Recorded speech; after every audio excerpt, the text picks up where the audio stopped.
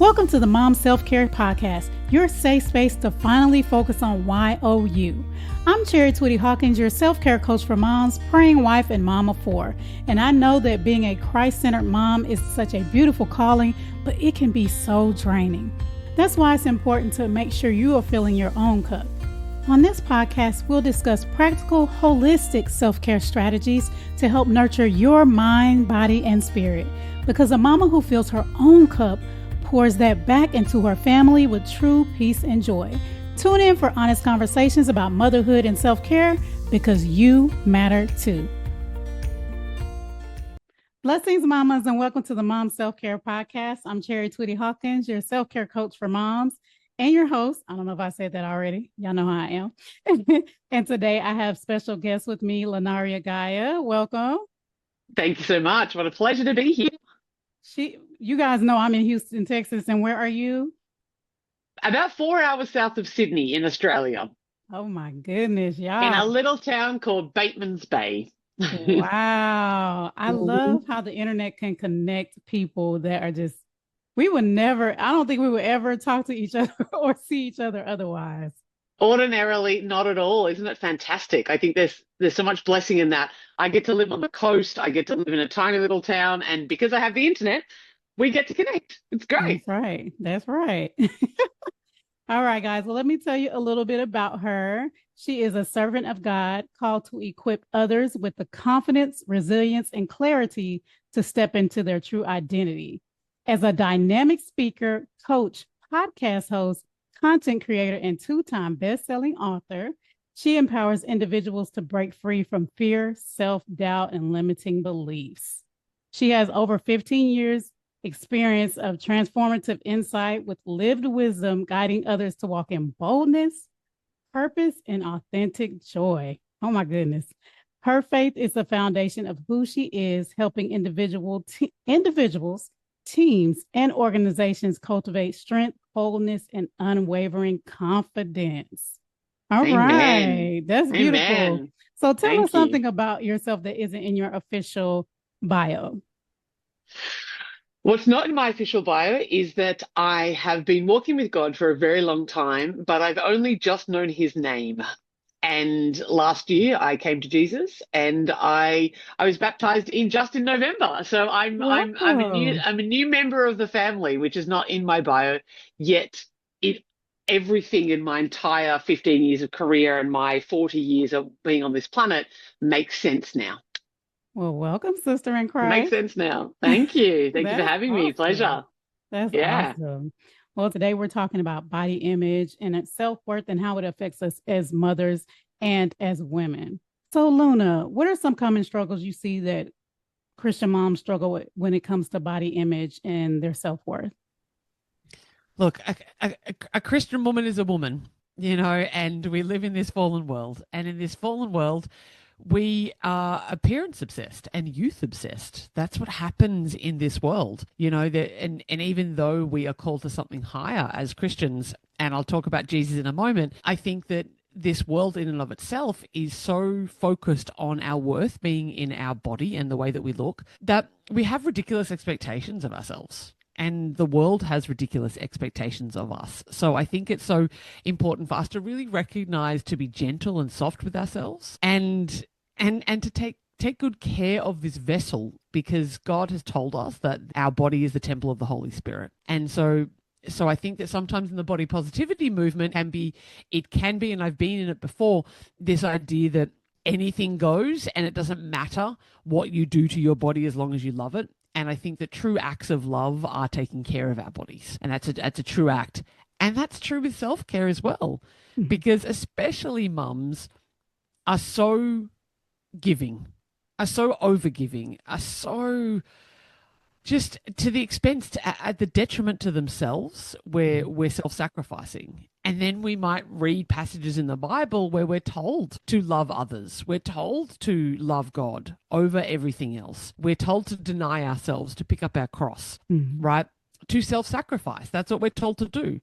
Except what often gets missed, I think, when we read the word and when we follow Jesus' example is the fact that Jesus took himself away frequently to self-care. I mean, I can't say whether or not he wasn't having bubble baths. I take it that, but he went away to look after himself, to recharge, to regenerate. He gave and gave and gave and gave and gave, ultimately giving the ultimate price. But during his ministry and during his time, let's think about it. He was 30 before he even started his ministry. He was building, he was doing what he needed to do, and even in those 3 years, he would leave. He would leave the disciples, he would let them do their own thing. And I think that that example is something that we need to follow equally as much as loving God and loving others. That's so true. Yes. I think we take things to the extreme where it's like you sacrifice yourself. Yes, you sacrifice yourself for your faith, but you still, as you mentioned, honor your temple. So you still want to make sure you're taking care of and loving on yourself. Absolutely. Because it's not ours at the end of the day. It's everything belongs to the Lord, and it's our responsibility. If it was a temple, if we were the Levites from the Old Testament, their job was to look after the temple, and they were the only ones in the temple. So they had to clean it. They had to keep it in good order. They had to look after it because that was the temple of the Lord. Mm-hmm. And if we took that seriously, which I'm suggesting that we probably ought to, is looking after ourselves, is looking after the temple of the Lord. Yes, that's so true. As a self-care coach, moms, I know that a lot of moms, they disconnect, and often it becomes a disassociation emotionally and mentally because of so much we're thinking about, all the things we're going through. Maybe you start going through mom burnout. And I've often spoke to that part of it, the emotional, you disconnect. You're still doing what you have to do because you're a mama. But I think in a way we disassociate from our bodies too. Through motherhood. So how can we begin to reconnect with our bodies and have a healthy relationship with our bodies, even just right where we are? I was thinking this just yesterday, Chari. It's so funny that you've asked this question because I recall a client of mine many years back, a mama, and she's like, how can I start listening to my body more? And the reason I thought of it yesterday was because I needed to pee. Like I needed to use the bathroom, right? And how often do we get the signal to pee, but wait another 15 minutes? Mm-hmm. And by the time I'm like jumping in my seat and I'm like, oh, I really got to go, but I just want to finish this thing. Mm-hmm. And I caught myself doing that yesterday, and I was like, go to the toilet, like go to the loo. What are you doing? Listen to our body. And look, I know that seems like maybe a really funny example, but I think it all starts in the micro moments. How do we start to listen to our body, to actually pay attention and to care for it when we don't have hours upon hours or even minutes upon minutes, when we're disassociated from our body? Going to the bathroom when you need to go is a really good start. I'm laughing because we start to listen, right? We're like, oh, okay, I'm going to actually obey. When my body says go have a tinkle, go have a tinkle, go do it. And yes, you've got a million other things on your plate. You do, and you're disassociated. You know when you need to pee and when you need to eat and when you need to have some water. In the same way that you say to your children, potentially you would say, oh, you're thirsty? Well, we have some water. Or like, oh, you're hungry right now, to have something to drink first. Or, before we leave the house, everybody go to the bathroom. Do exactly. you? Do you go to the bathroom? Everything that you're teaching your kids to do. Mm-hmm. I love this saying. It says, what walks in mothers runs in children. And so I think as mamas, we have such a responsibility to model what we want them to become, not just tell them what we want them to become, but the part of that responsibility is showing them how that is to be. So to reconnect with our bodies, even just, are we praying before our meals? Because that's a moment of connection. It's a moment of pause. It's a moment of slowdown. And maybe we're praying towards God, but can we take a moment to thank our body for the nourishment? Actually, Cherry, something that I have been doing, which I find really important, I have in the past, because I've had eating disorders and have food addiction problems, I tend to eat too fast. And you would find this with mamas, right? You're doing a million things. You're trying to get the kids in. And maybe you are praying before the meal, Heavenly Father, thank you for this meal, and you just eat it because you get into the next thing. Can you take 3 extra seconds when the bowl is empty and thank the empty bowl? Have this moment where you realize the meal is done and allow your body just for a breath, just this. At the end of the meal, my body is now full. I am now satisfied. Mhm. It isn't in the big moments. I don't want to come on here and tell all your mamas to do 100 million other things because you're already doing too much. I think that what it's about is about how can you inject with no extra time, Mhm. barely any extra time. Not even just 3 minutes or 5 minutes, but 10 seconds at the end of your meal. Take a moment to feel your belly. As you lie in bed at night, exhausted, ready to go, can't wait, just do a scan of your body. Feel it. Even if you touch it, thank you for my head. I have ears, I have eyes, I have a nose, thank you for my breasts if I'm being breastfeeding. Thank you for my belly, even if I don't like it, even if, thank you for my thighs. I actually have a body love meditation. Maybe goes for about 13 minutes or something. Mhm. It could be something that could be really useful for anybody. I can happy to share it with you. It's for free. You can just see it on my podcast. It's episode number 1 on my podcast. So if you want to go check it out, take your 10 or 15 minutes just to, if you've got the time, Mhm. to thank your body for this glorious body that you can hug and feel and see and laugh and cry. And if it means that your belly jiggles when you have a good chuckle, you know what? There's people who would love to have a belly that jiggles because it means that you've got plenty of food. True. Perspective shift, Perspective. right? Exactly. Exactly. Mm. So for women that are mothers who do have body image issues, a lot of times we know what it is, but sometimes we don't. So when you have those issues, how does that show up in your life? Insecurity. I think we self-doubt. We don't feel our best. Mm.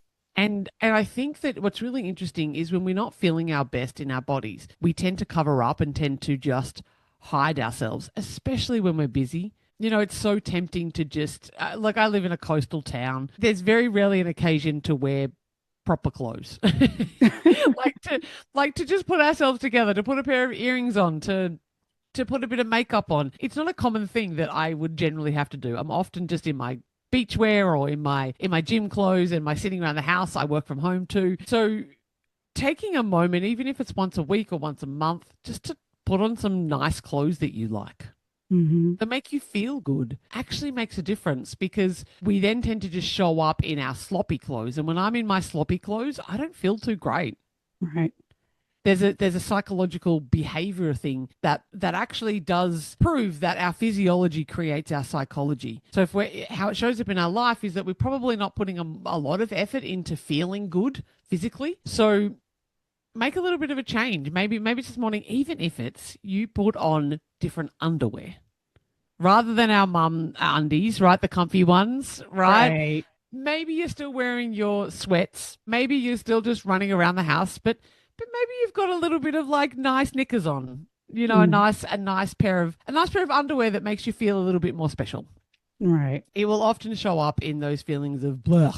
I don't feel great. I'm frumpy. It's the self-talk that sort of says that I'm not okay, I'm not enough, I'm not attractive anymore. Right. That's how the body image shows up. Yeah. Put on some of your sexy underwear. Yeah, do you know what I mean? Yeah. And I appreciate that sometimes we can't just, put on nice clothes or whatever, but maybe, the underwear, you've always got to wear that. So Mm. might make you feel a little bit saucy underneath. Yeah. Saucy. I like that word. What activities or practices, I know you mentioned some already, help you feel more connected and appreciative of your body? Yeah, it's interesting because my relationship with my body has been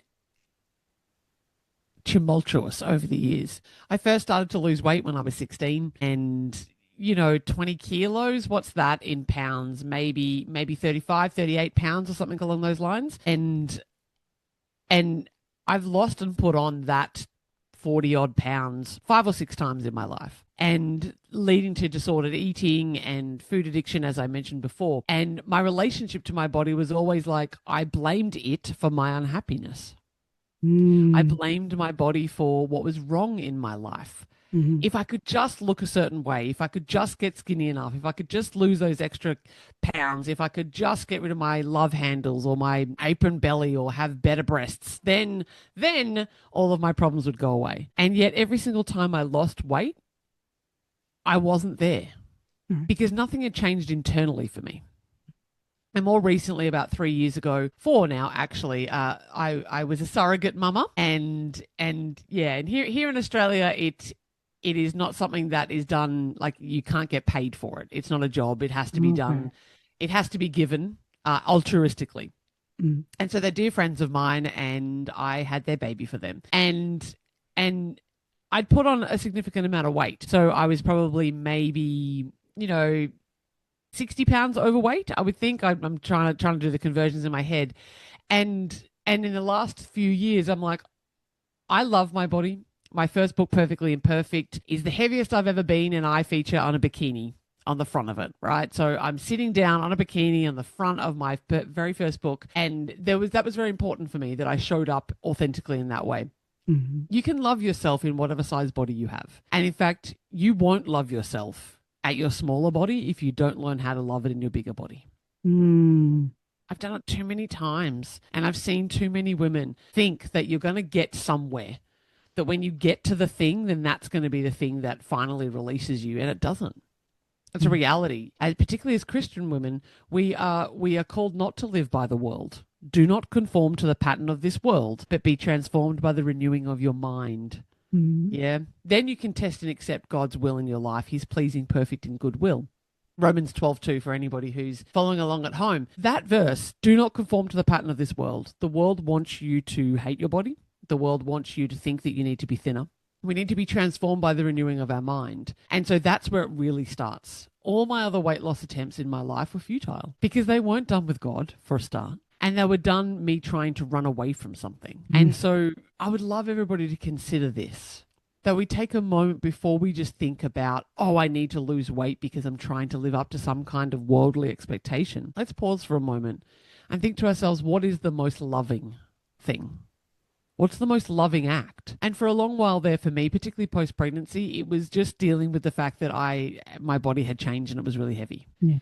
And then as time went on, it was like, actually, it's not that I don't want to live in this big body or that I'll be any more valuable in a smaller body. It was that I want to feel good. Mhm. I want to be able to be fit and active and strong. I don't want to have a certain body because of what the world tells me. I want to honor the vessel to which I've been given. So these days, what that looks like is that I train. I strength train, actually. I think the biggest thing that has changed for me is weights. And I've listened to so many podcasts, and mamas, particularly if we're over 40, Mhm. building muscle masses has to be one of the single most beneficial things that we can ever do. Mhm. And you know what, Chari and listeners, not only does it give you the physique that you were probably looking for all along, that's certainly for me, what it actually does is the psychological thing here for me. I can lift heavy things, which means that when I'm out in the world and I'm facing heavy things in my life, I feel more bolstered by that. I can lift heavy things. I can do heavy things. I can do hard things. The level of confidence that gives me to go and carry my cross, because as Christians we will be persecuted. As Christians we will be put up against, and this is spiritual warfare. We really need to strengthen our minds and strengthen our bodies to be the best mamas that we can be and the best Christians that we can be. So in a micro sense, for anybody just starting out, slow down in those moments, not constantly because I know you can't, but slow down in those moments of meals. If you can move your body some more, then I recommend that you do. If you're already moving your body but you're not strength training yet, do that. And if you're already strength training, you're already maybe tightening up your nutrition to eat less processed food and more whole foods and things like that, then what I highly recommend you do from that point in time, if you're still having some body image stuff go on, is really spend some time honoring and being grateful for your body. That's true for all of us. Be really grateful for your body, because your arms, even if they're flabby, can cuddle your kids. Yeah. Your legs, even if they're full of cellulite, can walk. And I think that, again, I've said that already today, but the perspective shift, we get so caught up with what it looks like rather than this beautiful functioning body that God gave us. And even when it's sick, even when it's tired, even when it's broken, it repairs itself. Your heart beats without you having to tell it to. You know how miraculous your body is? It's incredible. It heals itself. It's actually miraculous. And so if we can have that little perspective shift to take more self-care. I know you can't get enough sleep. it's pretty likely. You know, I'm not going to sit here and say just get more sleep. You probably can't do that. At least, and certainly when your bubbers are younger, Mm-hmm. um, give yourself the grace that God would give you, and do what you can. Oh, give yourself the grace that God would give you. Yes, that's a good one. That's a Yeah. good one. You got me over here teary-eyed. I'm like, oh. Yay. Because don't you think we need it, Chari? Mm-hmm. You know, I think that's part of how us as women especially beat ourselves up. Mm-hmm. God would not speak to us that way. God does Mm-hmm. not expect that of us. What you've done and who you are is enough, especially when you're walking with Christ because you've been covered. The debt's been paid, my sisters. It's been paid. Let's take off our heavy yoke Mm-hmm. and and yoke with him because it's enough. We're enough. And I know that so many mamas feel like they're failing. I know so many mamas feel like they're not doing enough and am I a good enough parent and but my body and this and that. Yeah. Give yourself the grace Yeah. and hold yourself accountable. It's both, right? Yeah. Mm-hmm. It's hard truth and ridiculous grace. It's both of those things. That's what it's like to walk with Christ. But make sure you're doing the grace because you're probably really good at the hard truths already. Exactly. Exactly. Yeah. Ooh, this has been so good. Oh my gosh. Ladies, I hope this has blessed you. So, this is a question I ask all my guests on the podcast. What is your favorite form of self-care? Oh, I'm going to take a moment to think about that. Mhm. What is my favorite? Oh, yeah. And this might not be something that everyone can do, but something I need to remind myself of regularly. Sabbath.